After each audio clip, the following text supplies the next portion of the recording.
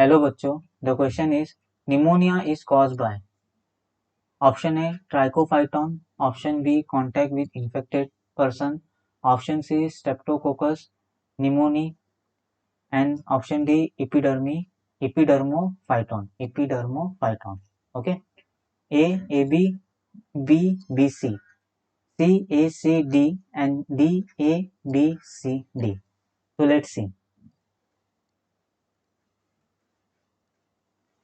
Pneumonia is the infectious disease. Infectious disease मतलब क्या? Infectious disease, the disease which can spread by the droplets or via your sexual contact with the infected person. So वैसे disease जो easily one person to another person में spread हो सकते हैं, वैसे disease को हम इन्फेक्शियस डिसीज बोलते हैं. ठीक है, तो pneumonia is also the infectious disease which can spread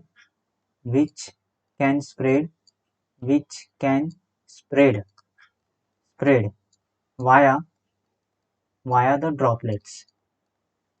the air droplets. ठीक है, via the air droplets. जैसा कोविड कैसा स्प्रेड होता है, देन कोल्ड वायरस, वैसे निमोनिया भी एयर ड्रॉपलेट से क्या हो सकता है, from infected person to the healthy person को क्या हो सकता है, स्प्रेड हो सकता है. तो ये क्या है, आपका इन्फेक्शियस डिसीज है. ठीक है, now this is your bacterial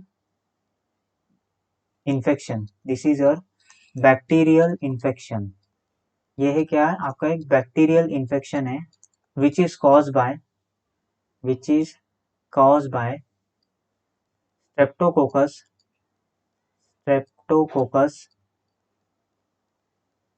pneumonia and आपका दूसरा जो है वो दूसरा जो बैक्टीरिया है उसका नाम है हीमोफाइलस इन्फ्लुएंजा. ठीक है, तो ये बैक्टीरियल डिसीज है जो स्ट्रेप्टोकोकस निमोनिया और हीमोफाइलस इन्फ्लुएंजा इनसे होता है. And in this pneumonia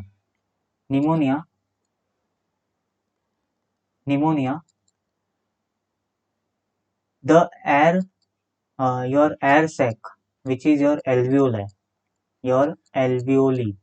is filled with the fluid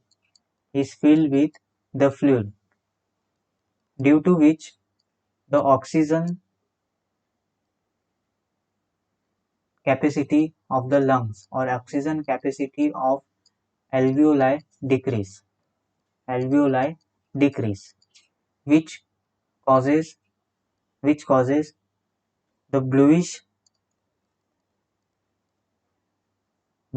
the oxygen deficiency.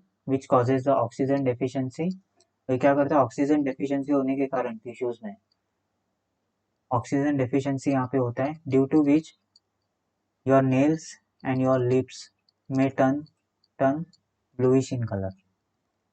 क्यों ब्लूइश इन कलर? क्योंकि यहाँ पे ऑक्सीजन कम होता है, तो ऑक्सीजनेट ब्लड आपके टिश्यूज को मिलते नहीं है, तो डीऑक्सीजनेट ब्लड में कार्बन डाइऑक्साइड ज्यादा क्या होता है, उसका कॉन्सेंट्रेशन बढ़ता है, और डीऑक्सीजनेट ब्लड कैसे दिखता है, ब्लू कलर का दिखता है, इसलिए आपके नेल्स लिप्स क्या हो जाते हैं, ब्लूइश हो जाते हैं.